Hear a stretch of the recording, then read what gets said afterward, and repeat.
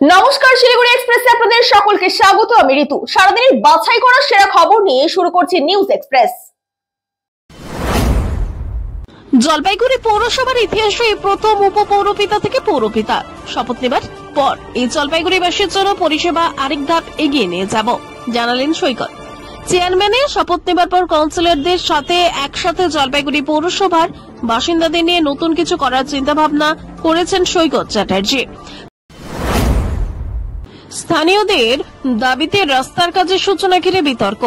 মাল ব্লকের তেশিমলা এলাকায় বেহাল রাজ্য সড়কের কাজ শুরু করতে গিয়ে প্রথম দিনে এই সমস্যার মুখে পড়ল পূর্ত দপ্তর। বহুদিন ধরে বড় বড় গর্তে ভরা মালবাজার থেকে বড়দিঘি পর্যন্ত প্রায় 9 কিলোমিটার রাস্তা সংস্কারের দাবি জানিয়ে বারবার পথ অবরোধ করেছিলেন স্থানীয়রা। রাজ্য সরকার 13.47 কোটি টাকা বরাদ্দ করলেও টেন্ডার বাতিল হওয়ায় কাজ শুরু হয়নি। রবিবার অনুষ্ঠানের মাধ্যমে রাস্তার কাজ শুরুর কথা থাকলেও পূর্ত দপ্তর জানায় আপাতত কেবল গর্ত সারাই ও রাস্তা মজবুতীকরণ হবে। এতে ক্ষুদ্র স্থানীয়রা নতুন করে সম্পূর্ণ রাস্তা নির্মাণের দাবি তোলেন। কিছুক্ষণ আলোচনা চলার পর 5 দিনের মধ্যে অস্থায়ী সংস্কার করার সিদ্ধান্ত হয়। এরপর নারকেল ফাটিয়ে কাজের সূচনাও করা হয়। ফের উত্তরবঙ্গে আসছেন মুখ্যমন্ত্রী মমতা বন্দ্যোপাধ্যায়। দুর্যোগে ক্ষয়ক্ষতির পুনর্বাসন ও পুনর্গঠনের অবস্থা বুঝে নিতে বৈঠক করবেন প্রশাসনের সঙ্গে। কলকাতার বিমানবন্দর থেকে শিলিগুড়ির বাগডোগরা বিমানবন্দরের উদ্দেশ্যে 11টা নাগাদ রওনা হবেন তিনি। ঐতিহ্যবাহী ময়নাগুড়ির জল্পেশ মন্দিরে পুজো দিলেন ত্রিপুরার প্রাক্তন মুখ্যমন্ত্রী তথা বিজেপি সাংসদ বিক্রম কুমার দে।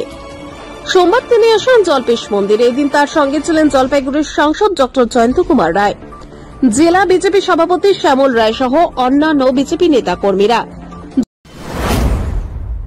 এবার পুলিশের ঘরে চোরের হানা। দীর্ঘদিন ধরে ইসলামপুর শহরে একের পর এক চুরির ঘটনা ঘটে চলেছে। শেষমেশ সেদিন এক পুলিশ কর্মীর বাড়িতে চুরির ঘটনা সামনে এসেছে। স্বাভাবিকভাবেই শহরে বেড়ে চলা চোরের উৎপাতে পুলিশের ভূমিকা নিয়ে প্রশ্ন উঠতে শুরু করেছে।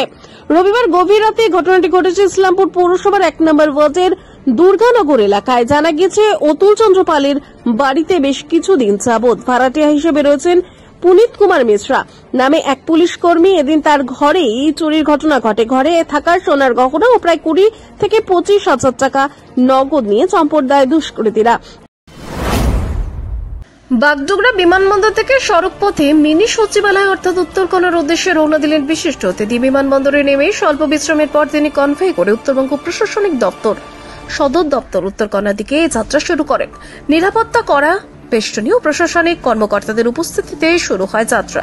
সূত্রের খবর অনুযায়ী উত্তরকন্যায় পৌঁছে একাধিক বৈঠক ও পর্যালোচনা সভায় অংশ নেওয়ার কথা রয়েছে তার। মুখ্যমন্ত্রী বাগডোগরা থেকে শিলিগুড়ি আসার পথে নৌকাঘাটের কাছে কাওয়াখালীতে পথ অবরোধের চেষ্টা করলে প্রচুর মানুষ হাতে প্ল্যাকার্ড নিয়ে বিক্ষোভ দেখাচ্ছেন কাওয়াখালী পোড়াছাড় ভূমি রক্ষা কমিটির সদস্যরা। শিলিগুড়ি জলপাইগুড়ি উন্নয়ন কর্তৃপক্ষ কাওয়াখালী এলাকার জমি অধিগ্রহণ করেছিল, কিন্তু অনিচ্ছুক জমির দাতাদের জমি ফিরিয়ে দেওয়ার দাবি এখনো চলছে। তারাই আজ হাতে প্ল্যাকার্ড নিয়ে মুখ্যমন্ত্রী আসার পথে দাঁড়িয়ে পড়েন। মুখ্যমন্ত্রীর কনভয়ে ঢোকার সময় ঘটনা ঘটায় পুলিশ তড়িঘড়ি প্রত্যেককে আটক করে নিয়ে জলপাইগুড়ি থানায় নিয়ে যায়। রিচা ঘোষের নামে আন্তর্জাতিক মানের ক্রিকেট স্টেডিয়াম গড়ার ঘোষণাকে ভোটের রাজনীতি বলে আক্রমণ শানালেন শিলিগুড়ির বিধায়ক শঙ্কর ঘোষ। সোমবার বাঘাযতীন পার্ক সংলগ্ন ময়দানে আয়োজিত SIR হেল্প ডেস্কের অনুষ্ঠানে সাংবাদিকদের মুখোমুখি হয়ে তিনি বলেন, এই ঘোষণা আসলে আরেকটি প্রতারণা। মুখ্যমন্ত্রী আগের প্রতিশ্রুতিগুলির মতো এটাও শুধু রাজনৈতিক চাল।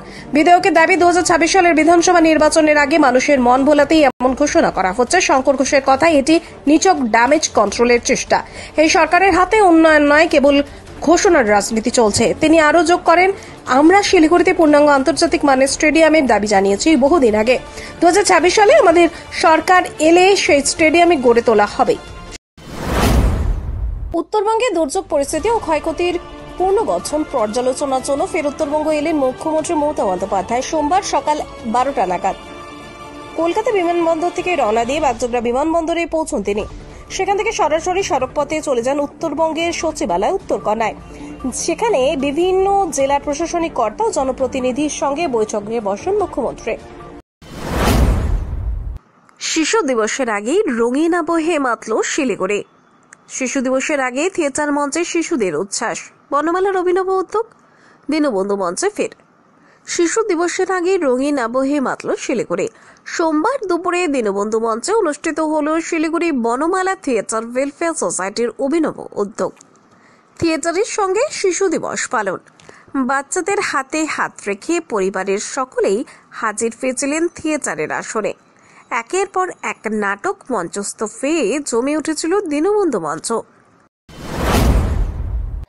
এখন এই পর্যন্তই। আরো বিভিন্ন আপডেটের জন্য চোখ রাখুন শিলিগুড়ি এক্সপ্রেসের পর্দায়। ধন্যবাদ।